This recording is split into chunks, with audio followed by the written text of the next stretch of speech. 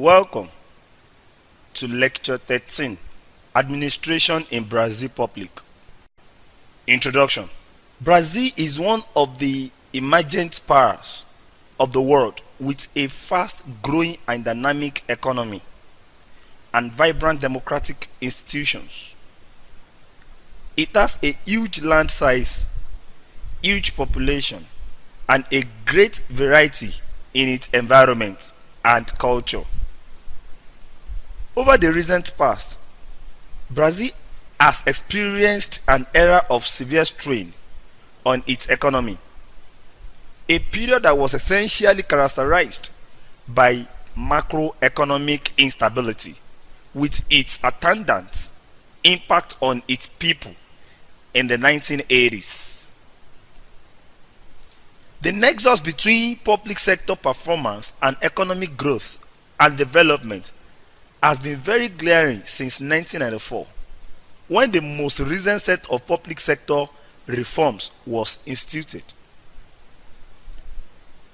Under President Henrique Cardoso, Brazil became a reference point for countries with a Latin America, particularly with reference to its administrative reforms.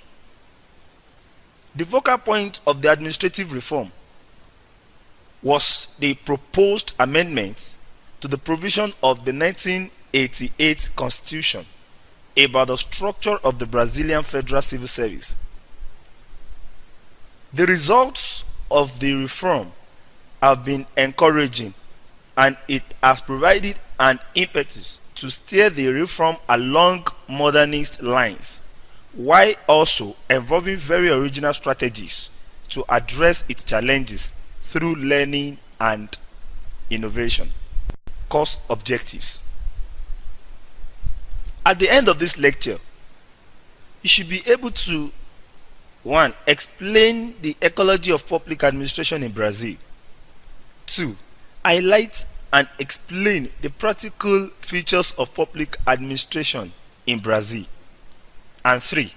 Become acquainted of the objectives of the reforms that have been instituted in Brazil. Country profile. Brazil is the largest country in South America, with a population of 203,429,773 and a landmass that is almost half of the entire continent. The characteristics are the basis for its influence not only within Latin America but also across the world. Brazil is one of the newly industrializing countries of the world, a labeling that has been displaced by the seemingly more fanciful labeling emerging power or emerging economies. But it is not a country that prides itself with labels. Rather, in most cases, such labels have been conferred on it by outsiders who are thrilled by Brazil's phenomenal transformation. According to nominal GDP, Brazil is the 7th largest economy in the world and the 8th largest by purchasing power parity. Despite this, the path to development has not been rosy for Brazil. In fact, Brazil's social economy life has been characterized by gloom and bloom or booms and busts triggered by high inflation and one of the biggest foreign debt. It has had to be bailed out in times of crisis, but economic reforms in the 1990s brought some stability to its economy. Same can be said of its political system. In 1964, the Brazilian military staged a coup and remained in power until 1985, according to United Nations 2004. Later, on 1989, Brazil completed its transition to its first democratically elected government in 29 years with President Collor de Mello at the helm of affairs. His administration fell under the spell of corruption in 1992. In 1995, Fernando Cardoso became president, having come to national reckoning through his ingenious effort at reforming the Brazilian economy as finance minister to President Franco, who took over as president after the impeachment of de Mello in 1992. In fact, inflation dropped from a rate of 45 to 50% per month to between 1 to 2% over the next 2 years. Cardoso transformed the Brazilian economy and set the tone for further reforms under his successor, according to Dixon and Ekin, 2009. In 2002, Lula Inácio da Silva of the Workers' Party became president, and having served 2 terms in office, he left the stage for a contender from his party. In 2010, Dilma Rousseff was voted in as president. Governance environment of public administration. Brazil is an indissoluble federation of 3 distinct entities, that is, the states, the municipalities, and the federal district. The federation was founded on the principles of sovereignty, citizenship, and dignity of human beings, the social values of labor, and the freedom of enterprise and political pluralism. The basic tripartite branches of the government are formally recognized by the Constitution. Brazil practices a multi-party system. Its form of government is democratic republic with a presidential system. The president is both head of state and head of government of the union. The president appoints his cabinet members, initiates legislations, directs foreign policies, and serves as commander-in-chief of the armed forces. The National Congress is the legislative body of Brazil. It is made up of the Federal Senate and Chamber of Deputies. The National Assembly has the responsibility of dealing with the pluriannual plan, federal budget, development plans, creation, transformation, and extinction of positions and departments in the civil service, among others. The principal judicial organ is the Supreme Federal Tribunal, made up of 11 judges. It has the responsibility of guiding the highest law. It is also able to judge high-ranking officials as well as disputes among entities that constitute the federation. In the past, the country was governed by the military. In the 1960s, the military intervened in Brazilian politics for 2 reasons. First was to eradicate the left people with socialist ideas, and the second was to rebuild the economy. The disposition towards the pursuit of this goal varied from one military ruler to another. Civil service. The purge also affected the civil service, as civil servants thought or known to have socialist ideas or to have sympathized with them were purged from the civil service. The university was equally not spared from the onslaught against the left. Civil service.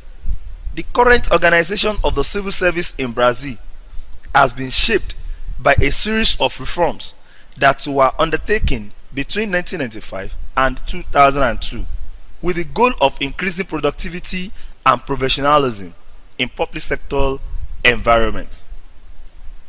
It was conducted from 1995 to 1998 by the State Reform and Administrative Minister, Mr. Luis Carlos Pereira. In 1995, a state reform plan was issued. Its emphasis was on the need to diagnose Brazil's challenge with human resources, public administration, and public sector labor markets. As a strategy, the plan suggested gradual actions aimed at a managerial environment where citizens' participation would be strengthened. Some of the emphases were: 1. Training and human resources development program in the government, schools, for supporting that program. Number 2. Examination admittance in public administration, not only for positions in general, but also strategic areas. 3. Deepening of the implementation of a new labor culture, result focused. And 4. Creation of laws related to social organization, according to United Nations 2004. Although it should be noted that these reform measures were not the first in recent times. Indeed, as any keen observer of the administrative system must have noted, the Brazilian administrative system has not been immune to reforms, and the reforms that were introduced in 1994 was the fifth notable effort at promoting an administrative reform in the last 60 years. One of the most crucial outcomes of the reform is the change in rules affecting the civil service employment, relation and organization and methods. The Constitution of Brazil provides a legal basis for the civil service. According to the Constitution, civil service positions in the public sector are accessible to those who fulfill the requirements demanded by law. In addition, civil servants have the right to embark on strikes, among others. The employment process into the civil service is mediated through civil service examinations conducted mostly on a national basis. The most persistent challenge is with regard to the number of people who retire yearly from the employment of the civil service. With regard to personnel, the Brazilian civil service has many careers, ranging from old careers such as the diplomat to relatively new careers such as environmental managers. According to United Nations 2004. In Brazil, job stability has been extended to all civil servants and has been understood in such a manner that inefficiency, lack of motivation, and outright indolence cannot be punished by dismissal. Breza Pereira, 1999. The great merit of the 1988 Constitution was that it made public competitive civil service examinations obligatory for hiring of all public sector employees. But also is the fact that internal promotion is not used exclusively.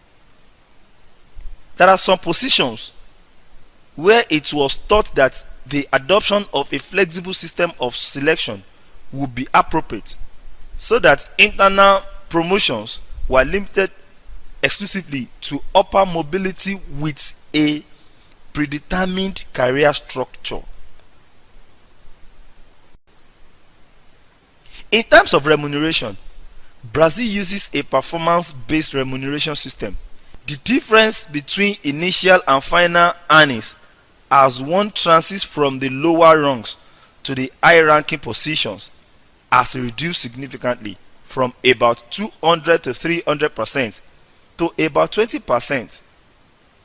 For example, in the case of National Treasury auditors, there is only a 6% difference over the average length career. As a result, the difference originally intended to distinguish between one career level and another has become a little more of job description. This has been done by raising the earning of the lower levels and emphasizing a relationship between technical competence and age, according to Breza Ferreira, 1999. So the career system based on the bureaucratic career has become a myth. Although affirmed by the Constitution, the truth has been that the need to keep to pace with the dynamism of a technologically driven society has rendered only a marginal space for a career-based civil service. As Schneider, 1994 and 1995 has noted, careers do exist, but they are personal rather than formal careers. These are highly flexible careers occupied by the civil servants who from the state's professional elites. The training of civil servants is emphasized. The emphasis ranges from short courses to e-training, etc. Also, with respect to gender, the participation of women in civil service is quite similar with the men sharing. Local governments. Brazil is divided into 26 states and the Federal District of Brasilia. Each state has a governor and legislature.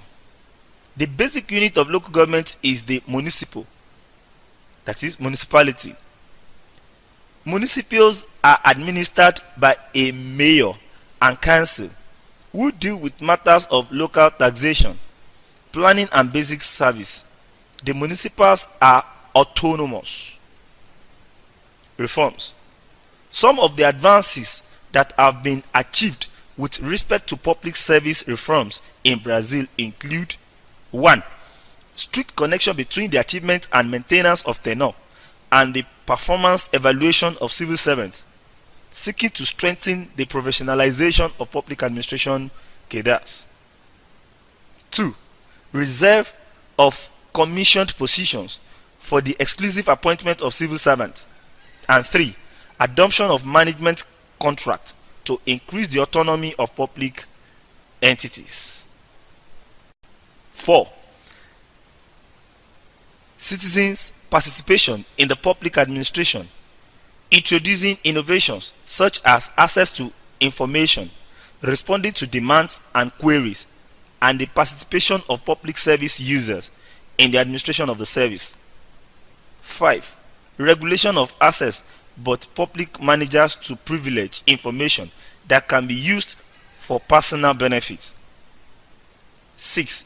Institution of prizes or bonuses for civil servants and organizations of the public administration that can manage to promote reduction of expenses. 7. Transfer of personnel and assets among federal, states, and local government levels whenever services need to be decentralized from a higher to lower level, according to Fernandez, 1999. Summary. Brazil was for several years creeping and tottering, riding on a dysfunctional economy with high inflation rates. But since 1995, it has succeeded in transforming its tale of woes to fame and has now grown to become an inspiration to several developing nations. Interestingly, the driver of Brazil's innovative and inspiring developmental stride has not just been the private sector, but also the public sector. Brazil's public sector has undergone significant transformation in a bid to make it effective to the demands on ongoing development.